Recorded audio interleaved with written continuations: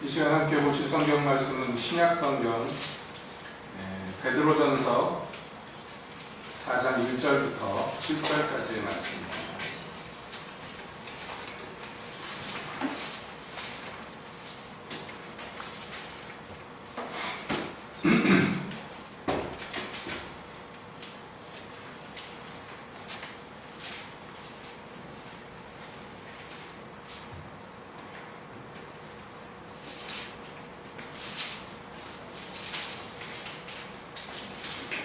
베드로전서 4장 1절부터 7절까지의 말씀 이 시간 함께 보시겠습니다. 베드로전서 4장. 그리스도께서 이미 육체의 고난을 받으셨으니 너희도 같은 마음으로 갑옷을 삼으라. 이는 육체의 고난을 받은 자가 죄를 그쳤으니 그 후로는 다시 사람의 정욕을 좇지 않고 오직 하나님의 뜻을 좇아 육체의 남은 때를 살게 하려 합니다. 너희가 음란과 정욕과 술취함과 방탕과 연락과 무법한 우상 숭배를 하여 이방인의 뜻을 좇아 행한 것이 지나간 때가 족하도다. 이러므로 너희가 저희와 함께 그런 극한 방탕에 다름질하지 아니하는 것을 저희가 이상히 여겨 비방하나 저희가 산 자와 죽은 자 심판하기를 예비하신 자에게 직고하리라. 이를 위하여 죽은 자들에게도 복음이 전파되었으니 이는 육체로는 사람처럼 심판을 받으나 영으로는 하나님처럼 살게 하려 함이니라.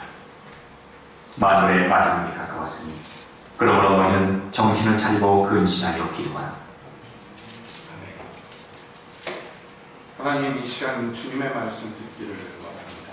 주님 오셔서 저희에게 말씀하여 주시옵소서. 예수님의 이름으로 기도합니다. 한 주간 평안하셨습니까? 날도 더운데 건강히 유의하시고. 자, 오늘 우리가 베드로전서 4장의 한 대목을 읽었습니다. 베드로전서는 아시다시피 예수님의 제자 사도 베드로가 쓴 편지, 첫 번째 편지인데, 베드로전서 전체의 주제가 무엇입니까 하고 있는다면 사람마다 조금씩 차이는 있겠습니다만 저는 감히 말하기를 베드로전서의 주제는 고난을 우리가 어떻게 이해하고 그 고난을 어떻게 통과해야 될 것인가에 대한 권고라고 생각합니다. 사도는 교회에게 말합니다. 오늘 읽은 본문에도 말합니다. 그리스도께서 이미 육체의 고난을 받으셨으니 라고 먼저 얘기합니다. 이 고난은 그리스도께서 우리보다 앞장서서 먼저 받으신 것이라고 얘기합니다.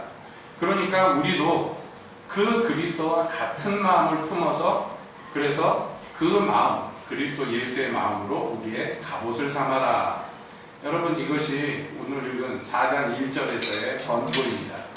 그래서 오늘의 말씀의 제목도 이 같은 마음으로 갑옷을 삼으라 하는 말로 제목을 삼았습니다. 즉, 우리가 세상을 살 때 고난이 오는데 말이죠. 고초가 오는데 이것은 예수 믿든지 안 믿든지 세상살이 하다 보면 어려움이 닥치는 것은 마찬가지일지 모르겠어요. 그래서 불교에서도 사람의 인생에 대해서 설명하면서 고해라는 말을 쓰지 않습니까? 고통의 바다다. 그래가지고 이 사람의 인생이 참 고난의 끝없는 연속이다. 이렇게 얘기를 합니다. 근데 성경에서 얘기하는 것은 우리가 살면서 고생하는 그것을 고난이라고 얘기하지 않아요. 성경에서 얘기하는 고난이라고 보통 얘기할 때는 인생의 쓴맛을 보는 것을 고난이라고 하지 않고 오직 하나님의 나라와 또는 하나님의 뜻을 위하여 살다가 당하는 고난에 대해서 이야기하는 것입니다. 그런 고난이 오는 이유가 무엇인가? 여러 가지로 설명을 할 수 있습니다만 오늘 본문에서는 그 이유에 대해서 이렇게 설명합니다. 우리가 전에는 사람의 정욕을 따라 살았다고 이야기합니다. 그래서 사람은 하나님과 반대의 개념으로서의 존재를 얘기할 때 얘기하는 거예요. 사람이라는 것이요. 그래서 사람의 정욕을 쫓아서 우리가 살았는데 그때는 어떻게 살았느냐 하면 음란과 정욕과 술취함과 방탕과 연락과 무법한 우상 숭배를 해서 그래서 이방인의 뜻을 쫓아 그렇게 살았다라고 우리의 옛적 삶을 이야기합니다. 여러분 여기에 대해서 동의를 하실지 모르겠어요. 나는 예수 믿기 전에도 이렇게 엉망진창으로 살지 않았습니다. 이렇게 얘기하실지 모르겠어요. 어떤 분들은 맞아요. 내가 그렇게 살았습니다. 이렇게 얘기할지도 모르겠습니다.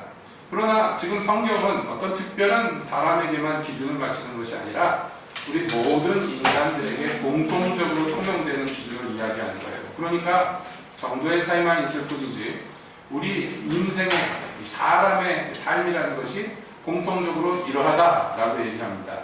여러분 그렇지 않아요? 세상의 모든 문화가 무엇을 기초로 합니까? 여기 첫 번째로 꼽은 것이 음란이라는 것을 성경에서 꼽는데 지금은 세대가 얼마나 악한지요. 요즘에는 뭐 뻑하면 방송 중에서라도 섹시하다 이런 말을 마구 남발을 합니다. 근데 이게 원래는 그렇게 막 함부로 쓰는 단어가 아니었어요. 예. 그래가지고 요즘에 보면은 막 이제 뭐 중학생, 고등학생쯤 되는 여자아이들도 연예인이 돼가지고 나와서 옷을 야하게 입고 막 춤을 추면은 막 컨셉이 섹시니 막 이러면서 그런 얘기를 스스럼 없이 막 합니다. 여러분 이거 웬만한 나라에서는 범죄 행위예요. 방송에서 그런 얘기를 할 수가 없는데 우리나라는 마구잡이로 써버립니다. 그런데 그게 흠이 되지 않는 시대가 되어버렸어요. 이제 여러분 섹시하다는 게 그 용어의 뜻이 무엇인지 아시죠? 제가 설교단에서 쓰기가 민망한 용어입니다. 그건 뭐냐면 성적인 욕망을 충족시켜줄 수 있는 매력이 충분히 있는 사람에게 쓰는 아주 목표가 분명한 단어들인데 이것들이 그냥 일상용어로 쓰여버리고 오히려 칭찬하는 말로 쓰여버리는 것이 오늘날의 그런 시대입니다. 뿐만 아닙니다. 여러분 또 얼마 전에 서울에서 했었죠. 매년 하는 뭐 동성애 축제 같은 거 이제 한국에서도 버젓이하고 그것이 이상한 일이 아닌 시대가 되어버렸어요. 얼마 전만 해도 외국 어디에서 그런 축제한다 그러면 아이고 저 썩을 놈들 그리고 우리나라에서 흉을 봤었습니다. 근데 언제부터인지요? 동성애 같은 거에 대해서 나쁘게 얘기하는 것은 굉장히 야만스러운 짓이 되어버렸고 좀 풍토가 이상해져 버렸어요. 여러분 이건 뭐냐면 세대가 점점 세월이 점점 마지막을 향해 달려간다는 그런 징조 중에 하나입니다. 뭐 음란하지 않은 세대가 있었겠습니까마는 문제는 이것을 부끄럽게 생각하느냐 그렇게 생각 안 하느냐 이 차이가 있겠죠. 여러분 어느 시대나 그 시대에 위기 상황이 닥치고 그리고 나라나 제국이 멸망하기 직전의 상황들이 이와 같습니다. 음란한 것들에 대해서 부끄럽지 않게 생각하는 문화가 그 사회에 충족됐을 때 그 사회는요 곧 몰락합니다. 이것은 복음을 막론하고 항상 있어왔던 일인데 이러한 추세가 이제 마지막 날이 가까울수록 점점 더 심각하게 나타난다는 거예요. 그러나 그 세대 중에 사는 사람 저와 여러분들은 그것을 심각하게 못 느낄 수도 있습니다.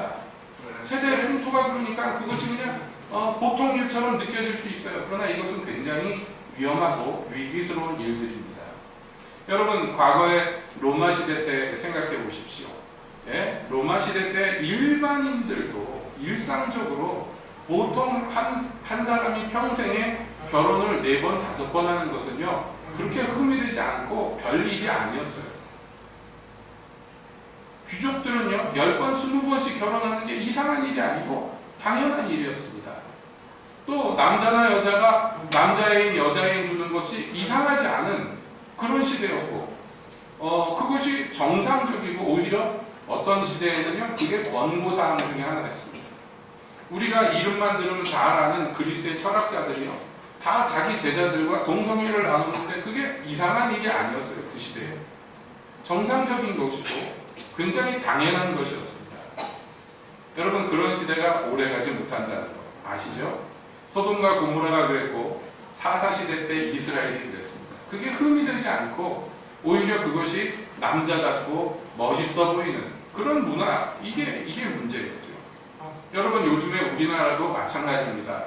요즘에 젊은 여자들이 아주 즐겨보는 소설이나 만화 중에 장르 중에 BL이라는 것이 있어요. 아시는 분은 아시겠지만 그게 뭐냐면 남자 주인공끼리 동성애를 하는 것을 굉장히 아름답게 만들어놔서 그 주 소비층이 누구냐면 젊은 아가씨들이, 여학생들이 그것을 소비한다는 거예요. 일본에서 그런 풍토가 있다고 그래가지고 한 10년 전만 해도 손가락질하고 혀를 찼는데요. 이제는 그게 우리나라에서 아주 당연한 일이 되어버렸어요. 그것으로 막대한 돈을 버는 사람들이 생겨났습니다. 추세가 점점 그렇게 돼갑니다. 왜냐하면 사람이 자기 성욕대로 하고 싶은 대로 움직이는 것이 그게 이상한 일이 아니고 당연한 일이 되어버리기 때문에 그렇습니다. 뿐만 아닙니다. 성경에서의 술 취한 방탕, 이것은 짝을 이루는데 이것은 물론 술 마시고 취해서 돌아다니는 것도 여기에 다 들어갑니다라는, 그러나 한편으로 이건 뭐냐면 세상의 이러한 추세들, 세상에서의 즐거움들에 취하는 모든 것들을 통칭하는 거예요. 세상의 즐거움에 취하였다는 것은, 여러분 취한 상태가 어떤 상태인지 아시죠? 예, 취한 상태에 대해서 여러분 아시지 않습니까? 이 취한 것이 널리 퍼져 있는 상태, 이거 굉장히 위태로운 상태입니다. 오늘 새벽 시간에도 그런 얘기를 나눴습니다만은, 여러분 미국에서 제일 큰 사회 문제가 마약 중독 문제예요. 마약 중독이 너무 많아서 문제죠. 근데 이거 없애려고 들면 사실은 미국이 조금만 독한만 먹으면 없앨 수 있어요. 마약 재배지 같은 데다가 폭격 한번 때려버리면 어떤 면에서 원천적으로 해결이 될 수도 있습니다. 근데 미국이 그렇게 하지 않는 이유는 뭐냐면 그렇게 하면은 큰일이 나기 때문이에요. 과거에 지금 마약 중독보다 더 심각하게 미국의 그 경제가 붕괴되고 그 사람들이 소망이 없어지고 막 이런 시기에 알코올 중독이 어마어마한 사회 문제였어요. 그래가지고 이것을 어떻게 해결할 것인가, 그때 기독교인들이 주축이 돼서 이 사회에서 술을 만들지도 팔지도 못하게 하면 해결되지 않을 것인가, 그래가지고 법안을 만들어서요 통과를 시켰어요. 그게 그 유명한 금주법입니다. 그래서 술을 만들지도 못하고 팔지도 못하게 만들어 버렸어요. 그랬더니 어떤 일이 일어나는지 여러분 아시죠? 사람들이 술을 가게에서 돈 주고 못 사 먹게 됐어요. 그러니까 어떻게 하겠습니까? 술을 끊었을까요? 아니에요. 그래서 가게에서 정식적으로 유통이 안 되니까 그거를 누가 담당했냐면 마피아들이 담당했어요. 그래서 동네 깡패에 불과했던 마피아들이요 거대한 대기업이 되어버렸어요. 세금도 안 내고 사람들이 너도 나도 다 사주는 거를 자기들끼리만 독과점으로 팔 수 있으니까 이게 얼마나 땅짓고 헤엄치기입니까? 그래서 나왔던 그 유명한 인사들, 뭐 알카포네네 이런 이름들 여러분 들어보셨죠? 그래서 그 시대에 미국이요 제일 범죄가 극심했던 시기가 되어버렸어요. 그래서 막 주지사니 시장이니 이런 것들도 마피아들이 막 뽑아버렸어요. 경찰들이 월급을 마피아한테 타서 썼었어요. 아주 미국이 풍비박산이 났어요. 금주법 하나 때문에. 이런 것들을 경험해서 미국이 아는 거예요. 뭐든지 금지시켜서 되는 일이 아니라는 걸 압니다. 여러분 술이 없으니까 이제 사람들이 알코올 중독에서 벗어나겠다니 얼마나 순진한 생각입니까? 왜냐하면 이 안에 그 방탕을 좋아하고 술 취하는 것을 간절히 원하는 그 정욕이 그대로 남아있는 상태인데, 여러분 이것을 억지로 금지시켜버리면 무슨 일이 일어나겠습니까? 그래서 뭐 그런 것들 이제 막 과거에 그 비밀로 했던 서류 같은 게 정보들이 공개되면서 미국이 당황했던 것들이 과거에 마약 유통 같은 거를 CIA가 했다는 것이 막 들통이 나가지고 문제가 심각해지고 그러잖아요. 그럼 왜 이런 일이 일어나느냐면 이걸 금지시킬 수 없으니까 우리가 어떻게 통제를 해보겠다 하는 거예요. 근데 이게 통제가 힘든 거예요. 과거에 콜롬비아나 이런 나라에서 마약을 주로 유통시켰는데 거기를 갖다가 미국이 군대를 동원해가지고 다 없애버렸더니 그 다음에 어떤 일이 일어났냐니까 이제 멕시코가 그 대신을 하는 거예요. 그래서 멕시코가 나라가 거지만 망했잖아요. 미국에다가 마약을 팔아먹은 깽간들이 너무 돈이 많고 세력이 커져가지고 정보보다도 더 강해져버렸어요. 그러니까 지금 대통령 되니까 그 멕시코하고 미국 사이에다가 담을 세우겠다는 얘기를, 그래서 사람들이 박수를 쳐주는 건데 그 담 세운다고 될 일이 아니죠. 사람의 근본 욕구가 그대로 남아있나 무슨 짓을 해도 이게 해결이 되지 않는 거예요. 너무 방대한 이야기를 했는지 모르지만요. 여러분 이거 개인의 영역으로 들어가도 역시 마찬가지입니다. 우리 한 사람 한 사람이 과거에 어떻게 살았는가, 과거에 어떤 사람이었는가, 이것을 알려면 내 안에 무슨 욕구가 있는가를 보면 압니다. 여러분들이 비록 알코올 중독이나 또는 마약 중독자는 아닐지 모르지만요, 우리 안에 근본적인 어떤 것이 있어요. 그게 뭐냐면 죄에 대한 소원이에요. 여러분, 하나님께서 가인에게 경고하셨어요. 죄의 소원이 내 안에 있으니 너는 그것을 다스려라 그랬어요. 가인이 그것을 하지 않았어요. 하나님이 경고하셨음에도 불구하고요. 여러분, 이것이 뭐냐면 이것이 죄인들의 비극이에요. 그 사람의 환경이나 상황이 좋아진다고 해서 해결되지 않아요. 왜냐하면 한 사람 한 사람 안에 죄에 대한 소원이 그냥 살아있기 때문입니다. 그래서 어떻게 합니까? 그 소원대로 움직이는 거예요. 그 소원대로. 죄에 대한 소원이라고 해서 뭐 어마어마한 게 아니에요. 이게 뭐 심각한 사이코패스처럼 사람을 죽여야지만 되는 강박에 시달린다고 해서 연쇄살인범이 되고 이런 드라마나 영화 같은 데서 나오는 얘기만 죄의 욕구가 아닙니다. 우리 일반인들 안에도 이 죄의 성에 대한, 죄에 대한 욕구들이 그냥 살아있어요. 그래서 어떤 일이 일어납니까? 늘 말씀드리지만 여러분, 사람을 사랑하는 데는 에너지가 막대하게 들어요. 누구를 이뻐하고 누구를 위하려고 그러면 많은 것을 소모하고 희생해야지 간신히 조금 돼요. 그러나 누구를 미워하고 싫어하는 것은요, 에너지가 안 들어요. 아주 쉽게, 아주 손쉽게 잘 이루어집니다. 특히 나를 싫어하고 나한테 못되게 구는 사람한테 여러분, 그 사람을 미워하고 그 사람하고 나쁜 관계 유지하는 거 어렵습니까? 아니죠. 너무나 쉽죠. 왜냐하면 우리 안에 이 근본적인 죄성이라는 것이요, 잘 굴러가게 돼 있어요. 아래 비탈길로 잘 굴러가게 돼 있는데 그쪽이 다 나쁜 쪽이에요. 한마디로 얘기하면 우리가 원래 그릇된 사람이라고 얘기합니다. 그래서 그 상황을 오늘 읽은 본문에서 뭐라고 얘기하냐면 극한 방탕에 다름질한다 이렇게 설명해요.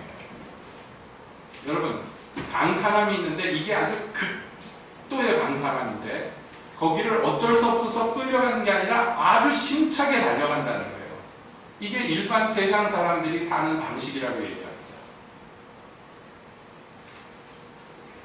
그래서 이것을 어떻게든지 막아보려고 여러분, 왜냐하면 우리 사는 세상이 망가지면 안 되니까 그래서 국가도 있고 그래서 정부도 있고 그래서 법도 만들고 그러는 거예요. 왜냐하면 이런 것들이 없어지면 정말로 이 아무것도 금지하는 게 없어진 사회에서는 정말로 말로 할 수 없는 짓들이 버젓이 자행되기 때문에 그렇습니다.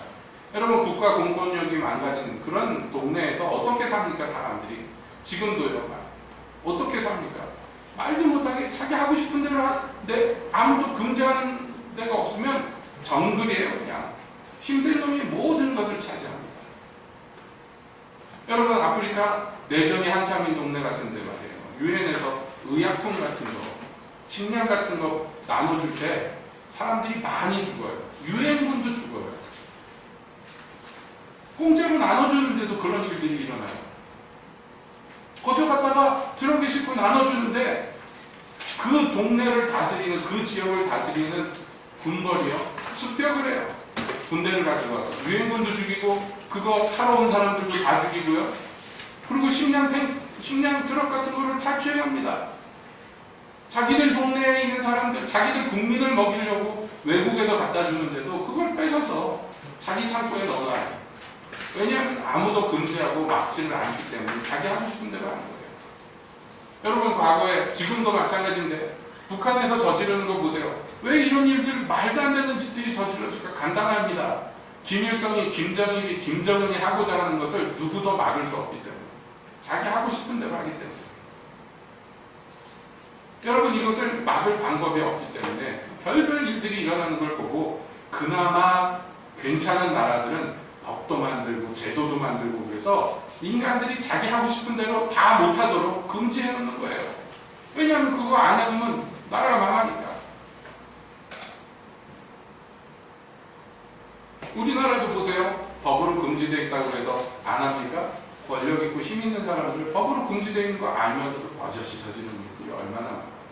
벌 받는 것이 없기 때문에 마음대로 하는 게 얼마나 많습니까? 여러분, 이거 누구 손가락질할 것이 없어요. 우리도 마찬가지였어요. 우리도 똑같았어요. 극한 방탕에 그래서 다른 박질한다고 성경이 얘기해요.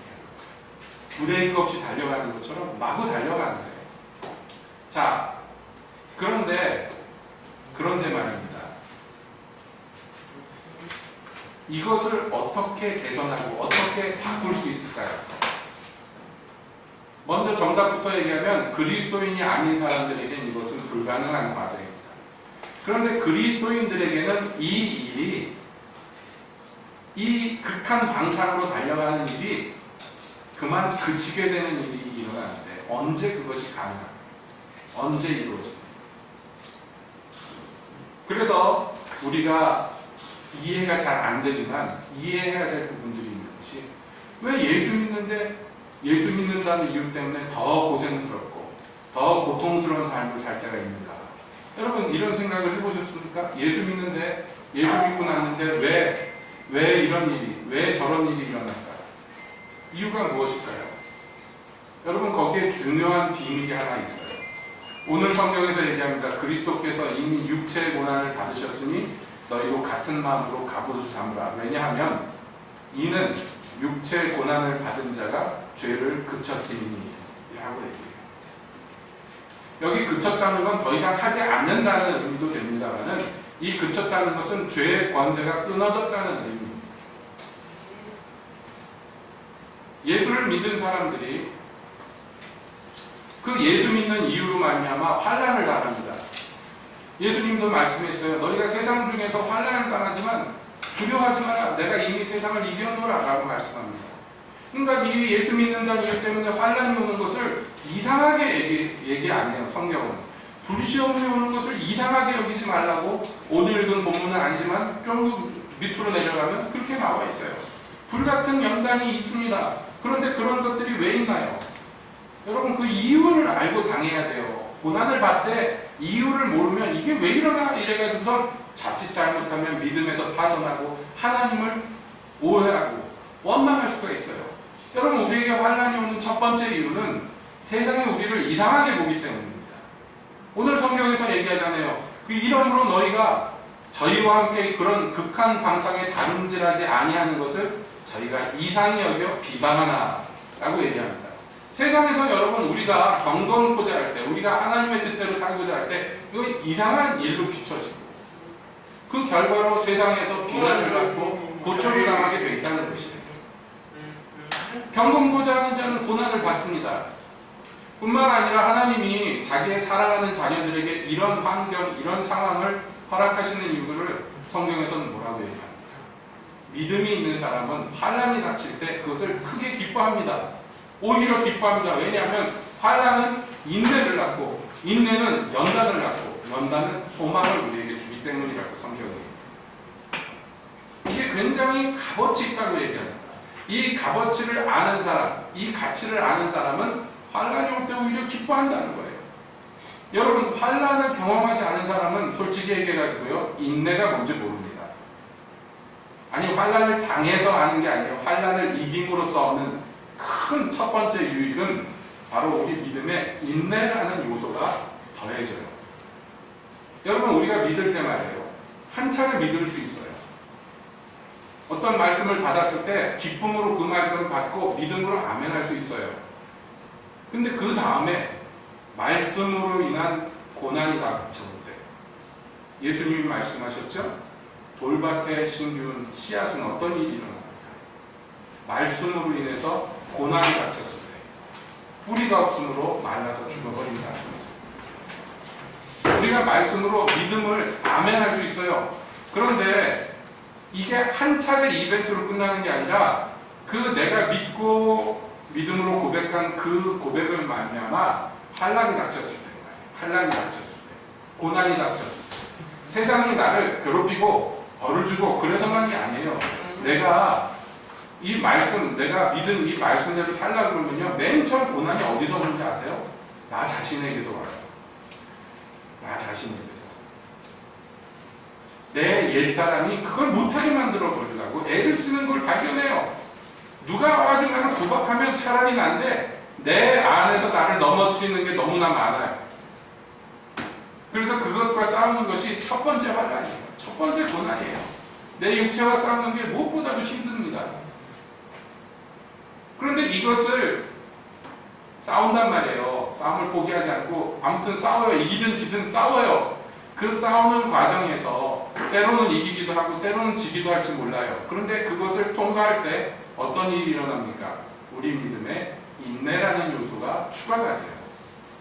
그러면 믿음이 온전해져 가는 거예요. 그걸 통해서 믿음이 온전해져 가요. 누구나 한 차례 믿습니다 라고 고백하는 건 누구나 할 수 있어요. 그러나 믿습니다 하는 그 고백을 가지고 계속해서 그 좁은 길로 걸어가려면요, 인내 없이는 그 길을 걸어갈 수가 없어요. 그래서 인내를 가지고 그 환난의 길을 통과할 때 그 결실로서 나타나는 걸 성경에서는 로마서에서 5장에서 뭐라고 얘기하냐면 연단을 낳는다. 연단은 단련받았다는 의미도 됩니다만은 성경의 원래 제일 직접적인 뜻은 연단은 뭐냐면 증거를 얻었다라는 뜻이에요. 그러니까 내가 믿습니다. 말로는 믿습니다 하죠. 말로는 믿음을 고백하고 그것이 거짓말이 아니었어요. 그런데 이게 나한테 증거로 남기 위해서는 뭔가가 필요해요. 증거가 되기 위해서. 여러분, 예수님께서 말씀하셨죠. 인자가 이제 예루살렘에 올라가면 장로와 서기관들의 손에 넘겨져서 환난을 당하고 십자가에 못 박혀 죽고 죽은 지 3일 만에 살아나리라. 제자들이 그 얘기가 뭔지 몰랐어요. 예수님이 또 말씀하십니다. 너희 중에 너희는 다 하나를 버리고 도망갈 거다. 그랬더니 제자들이 아니라고. 그게 거짓된 고백이 아니에요. 말은 그렇게 해놓고 예수님 버리고 도망가야지 이렇게 생각한 게 아니에요. 진짜로 베드로처럼 나는 죽을지언정 주와 함께 갈 것입니다. 이 사람들은 다른 제자들은 예수님을 버리고 도망가도 나는 죽을지언정 예수님하고 가겠습니다 했던 그 고백, 이 거짓말이 아니란 말이에요. 그런데 여러분, 실제로 그 상황이 닥쳤을 때, 예수님이 말씀하신 환난이 닥쳤을 때 어떤 일이 일어납니까? 다 도망가요. 예수님이 말씀하신 대로 베드로는 예수님을 3번이나 부인합니다. 그럼 뭡니까? 그 믿음의 고백이 거짓말이었기 때문입니까? 아닙니다. 그 믿음의 고백은 진짜였지만 이 믿음은 온전한 믿음이 아니고 강한 믿음도 아니고 서 있는 믿음도 아니에요. 아무 환경이 문제가 없을 때는 괜찮아요. 그러나 큰 물이 나고 창수가 날 때 자빠지고 엎어지는 이유는 무엇입니까? 반석에다가 집을 짓지 않았기 때문에. 이 반석이 뭐냐 말이에요. 여러분, 항상 모든 믿음은 시험을 통과해야 돼요. 주님께서 그렇게 만들어 놓으셨어요. 우리의 모든 믿음은, 우리의 모든 신앙은 불로 연단을 거쳐야 돼요. 그래서 불이 지나간 다음에 다 타고 남는 것만이 내 것이에요. 그 전에 무슨 얘기를 해서도 소용이 없어요. 여러분, 사도 바울과 함께 고난을 겪고 환난을 겪고 그것을 다 경험했던 데마가 결국에는 포기하고 도망갔어요. 믿음이라는 것은요, 맨 끝에 남는 것이 믿음이에요. 처음에 시작할 때 다 믿음으로 시작해요. 항상 그렇습니다. 그래서 하나님은요, 장애물을 일부러 놔두셔요. 왜냐하면 이걸 통과한 사람들에게 이게 훈장이 되기 때문에. 증거라는 게 다른 게 아니에요. 훈장이 되기 때문에.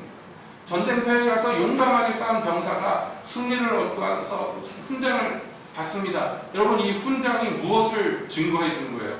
이 사람이 전쟁에서 용맹하게 싸워서 공을 세웠다는 것을 증거해 주는 거예요. 그것처럼 여러분, 열심히 운동 연습을 하고 훈련을 겪어서 그래서 경기에서 이긴 사람에게 메달이 주어진 것처럼 여러분, 우리에게 인내로 환난을 통과한 우리에게 무엇이 주어지느냐면 바로 연단이라는 훈장이 주어져요.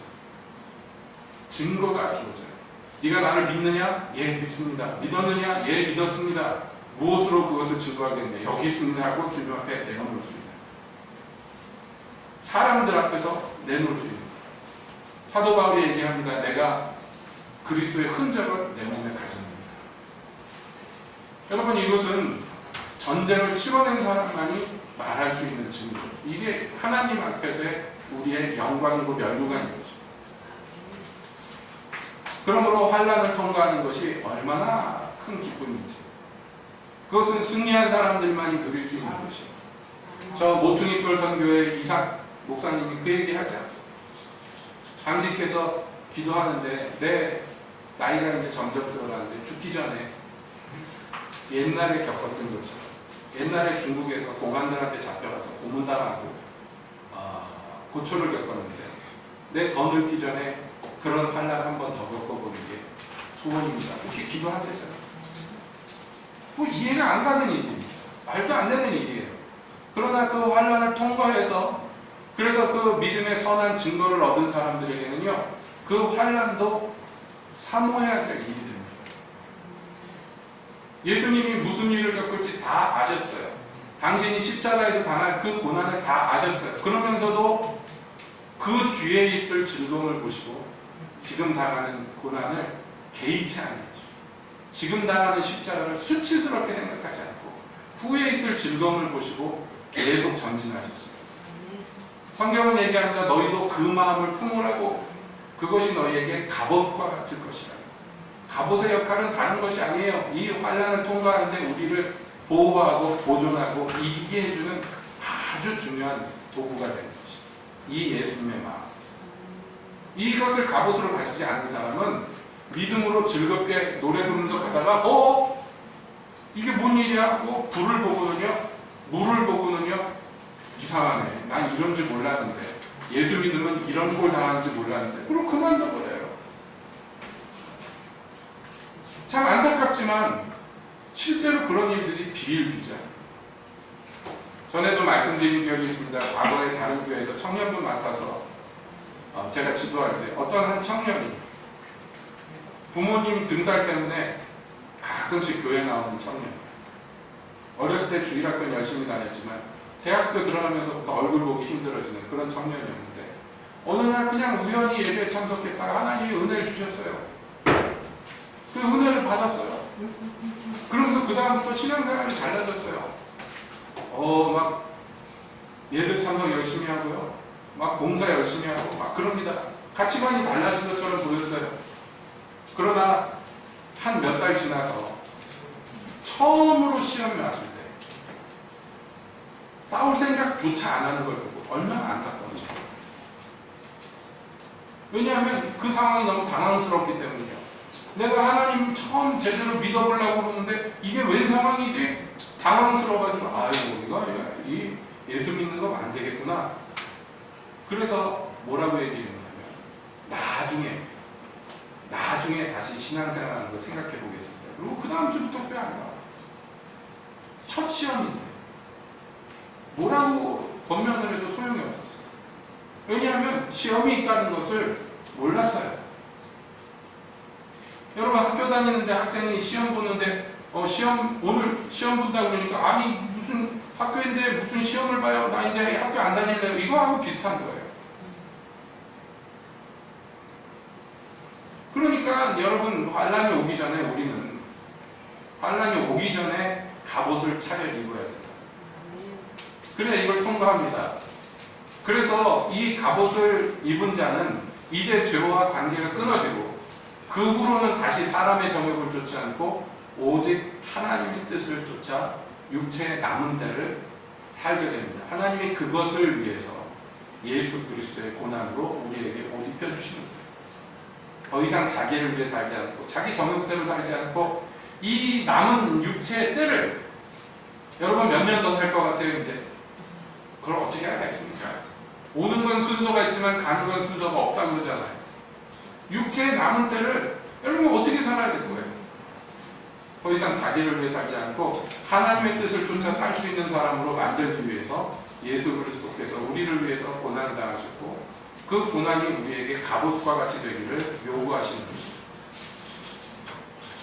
그러므로 세상에 여러분들이 그 방탕의 극으로 다름박질하는 이 세상이 여러분들이 동조하지 않고 다른 삶을 사는 것을 이상히 여기고 비난할 때 그거 이상하게 생각하지 마십시오. 친구들이 여러분을 떠나갈 때 이상하게 생각하지 마십시오. 세상이 여러분을 조롱할 때 그거 이상한 일이 아닙니다. 사는 방식이 다르고 생각하는 게 다른데 당연히 이상하죠. 이상하게 보일 수밖에 없죠. 그 결과로 여러 가지 고난을 당합니다만은 여러분 고난 당할 때 그것을 이상하게 생각하죠. 그리고 말합니다. 이제 곧 산 자와 죽은 자를 심판하실 이가 오실 거예요. 여러분 우리가 시험을 통과하고 그것으로서 연단이라는 증거를 삼는데 이 연단이 우리에게 무엇을 선물하느냐면 소망을 선물해요. 소망. 이 소망은 세상이 알지 못하는 소망입니다. 천리역정에 보면 성도가 길을 가는데 천성길을 가는데 말이에요. 처음에 누가 동행하느냐면 믿음이 동행해요. 이 천리역정은 성도가 천성길을 향해 가는 그 좁은 길을 비유와 상징으로 적어놓은 소설이에요. 기독교 고전이죠. 그런데 참 재밌는 게 이 성도가 크리스찬이 그 길을 걸어갈 때 처음 동행한 사람이 믿음이에요. 동행자가. 네. 이 믿음이 같이 그 길을 걸어가면서 도움을 계속 줍니다. 힘을 북돋아 줍니다. 그래서 동행을 하는데 이 두 사람이 마침내 어느 도시에 들어가는데 그 도시가요, 허영의 도시예요. 그 허영의 도시에 들어갔는데요, 거기가 어떤 동네냐면 시장이라는 동네. 사고 파는 것이 전부인 동네. 거기 갔더니 사람들이 이상하게 보는 거예요. 옷 입은 것도 이상하고 생긴 것도 다르고 말하는 것도 다른 거예요. 이 성도와 믿음이. 그래서 이상하다고 계속 핍박하다가 나중에 붙잡아다 감옥에 가두는데 거기서 믿음이 순교해요. 그리고 어떻게 살아나서 성도가 다시 천성길로 가게 되는데 그 천성길로 갈 때 두 번째 동행이 그와 함께합니다. 이 동행이 누구냐면 소망이에요. 그래서 이 소망과 함께 천성길을 가요. 그 얘기가 천리역정이에요. 그 천성길로 가다가 맨 마지막에 도착한 데가 어디냐면 이제 천성이 보여요. 하나님의 도성이 보이고 강을 건너면 거기에 들어갈 수 있어요. 근데 그 강이 요단강이 죽음의 강이에요. 천성을 바라보면서 성도가 그 강으로 들어갑니다. 그거는 우리 육체의 죽음을 은유적으로 표현하는 거예요. 그런데 그 강에 들어갔는데 점점 강이 깊어지고 이제 드디어 강을 건너는 가장 깊은 곳에 도달했는데 빠져 죽을 것 같아요. 너무나 두렵고 공포스러워요. 건널 수가 없어요. 난 여기서 그냥 죽을 것 같아요. 그래서 막 절망합니다. 이 어려운 길을 걸어왔는데 마침내 이 끝에서 내가 천성이 가지 못하고 죽는구나. 그래서 그 죽음의 강에서 허우적거릴 때 같이 그 강에 들어갔던 소망이 그를 붙들면서 힘을 북돋아 줍니다. 이 성도에게 소망을 새롭게 합니다. 무슨 소리냐고. 여기까지 인도한 우리 주께서 저 천성을 향해서 우리를 인도하실 거예요. 힘을 내라고. 그래서 그 소망이 붙들어주는 대로 그 강을 건너서 천성으로 들어가는 거예요. 여러분, 이게 얼마나 성경적인지 몰라요. 우리가 처음에 믿음으로 구원을 얻습니다만 이 믿음의 길을 끝까지 걸어가게 하는 것은 다름 아니라 이 소망이에요. 이 소망은 증거가 있는 소망이에요. 우리가 믿음의 증거로 환난을 통과해서 소망을 얻듯이 이 소망은 하나님이 또한 이 소망, 내가 소망하는 것이 진짜라고 확증해 주시는데 그걸 뭐라고 그러냐면 성령이 하나님의 사랑을 우리 마음에 부어주셨다. 하나님의 사랑이 내가 가진 소망의 증거가 됩니다. 하나님도 그것을, 그 사랑을 말로 하는 사랑이 아니라는 것을 우리에게 증명하셨는데 어떻게 증명하셨다고 얘기합니까? 우리가 아직 죄인 됐을 때 하나님께서 자기 아들을 우리를 위해서 내어주심으로 말미암아 우리에게 대한 자기의 사랑을 확증하셨습니다. 우리가 우리의 믿음을 환난을 통과해서 증명하고 그 증거를 들고 주님께 영광 돌리면서 나아가듯이 하나님도 우리에게 너희 믿는 바가 진짜고 너희의 소망하는 바를 내가 끝까지 이룰 것이다 하는 것을 말만 아니라 그 사랑으로서 우리에게 증명하셨어요. 여러분, 이것이 성도를 온전케 합니다. 여러분, 마지막 심판대 앞에 나아갈 거 생각하면 두렵지 않습니까? 성경에서 얘기합니다. 그때 산 자와 죽은 자 모두가 그 하나님의 심판대 앞에서 직고하리라. 자기 입으로 자기 죄를 다 고발하고 자기 죄를 다 고백하게 만들겠다고 주님이 얘기하시는데 여러분, 그 심판대 앞에 갔을 때 어떻게 할 거예요? 자신 있어요? 어떻습니까? 그 하나님의 심판대 앞에서 죄인들이 벌벌벌벌 떨면서 자기의 저지른 모든 것을 그 입으로 막 고백하는 그 때에 여러분은 거기에서 어떻게 하겠습니까? 그 심판대 앞에서. 이거 생각할 때 여러분이 만약에 두렵다면 여러분은 빨리빨리 믿음의 증거를 확보를 하셔야 돼요. 그것이 여러분에게 소망을 가져다 주고, 이 소망이 있는 자는 이 마지막 때가 두렵지 않단 말이에요. 오히려 이 때가 즐겁고 고대하는 날이 된다는 말이에요. 그래서 복음을 들은 모든 죽은 자들에게 육체는 이 세상에서 멸하여 없어질지 몰라도 그러나 우리 영으로는 하나님처럼 변화시킨다고 성경이 얘기합니다. 이게 주께서 우리에게 행하시는 일입니다. 전에 육체대로 살 때는 이것이 불가능했지만 여러분, 우리가 성령으로 말미암아 예수 그리스도의 마음으로 갑옷을 삼는 사람은 이것이 우리의 삶 속에서 이루어질 것입니다. 마지막으로 짚을 것은, 그러면 어떻게 해야지 예수 그리스도의 마음이 나의 갑옷이 될 수 있는가? 당연히 이 옷 입고 싶겠죠. 이 제일 좋은 갑옷을 여러분 입고 싶지 않겠습니까? 지금 모르겠어요. 막 학생들이 있으면 알 거예요. 컴퓨터로 게임할 때 말이에요. 전쟁터에 들어가서 맨 처음에 뭘 해야 돼요? 광역씨. 전쟁터에 들어가서 내가 맨 처음에 뭘 해야 돼요? 몰라요. 마치 나는 태어나서 게임 한 번도 안 해서 순진무구한 표정을 하는데, 그걸 뭐라 그러냐면, 게임하는 친구들이 파밍이라고 그러죠. 갑옷을 입고 총을 주워들고 탄약을 집어넣고 해가지고 하다못해 후라이팬이라도 들고 있어야지 적하고 싸울 거 아니에요. 무장을 한단 말이에요. 예원이는 뭔지 알고 빙그레 웃습니다만, 영적으로 싸우는 것도 마찬가지로 우리가 전쟁터에 들어갔을 때 맨 처음 해야 되는 건 뭐냐면 적군을 죽이고 막 이게 문제가 아니에요. 맨 처음 해야 되는 것은 나에게 필요한 갑옷과 무기를 갖추는 거예요. 맨 처음에 해야 돼요. 그래야지 생존합니다. 그 다음에 이기는 거예요. 여러분, 우리에게 환란이 예비되어 있어요. 우리에게 올 환란들이 줄줄이 대기 중이에요. 시험에 그 다음 시험에 그 다음 시험이 계속 기다리고 있어요. 그렇죠? 평생의 시험이 계속 있어요. 세상에서도 그런데 하물며 영적인 세계에서 더하죠. 그러니까 그거 준비해야 돼요. 갑옷을 입어야 돼요. 그 갑옷을 입는 것을 뭐라고 얘기합니까? 만물의 마지막이 가까웠으니 그러므로 너희는 정신을 차리고. 첫 번째, 정신 똑바로 차리고. 정신줄 놓고 왔다 갔다 하다가는 누구 손에 잡아 먹힐지 몰라요. 오늘 시험 오는 줄 몰랐는데요. 시험이 왔을 때 이런 소리 하면 이미 끝난 거예요. 시험이 오기 전에 정신 똑바로 차리고 준비를 해야지. 말씀드렸잖아요. 하다못해 냄비 뚜껑이라도 머리에다 쓰고 손에 후라이팬이라도 들어야지 어떻게 할 거 아니에요. 그렇죠, 예원씨? 그 다음에 뭘 하냐면 근신하여 기도해요. 여기 근신은 앞서서 쭉 얘기했던 거 있잖아요. 세상 사람들이 막 사는 방식 있잖아요. 음란과 정욕과 막 방탕과 이런 걸로 사는 것대로 예전 살던 방식대로 살면서 어떻게 그리스도의 마음으로 내가 갑옷을 입겠습니까? 말도 안 되는 거예요. 그거 끊는 거예요.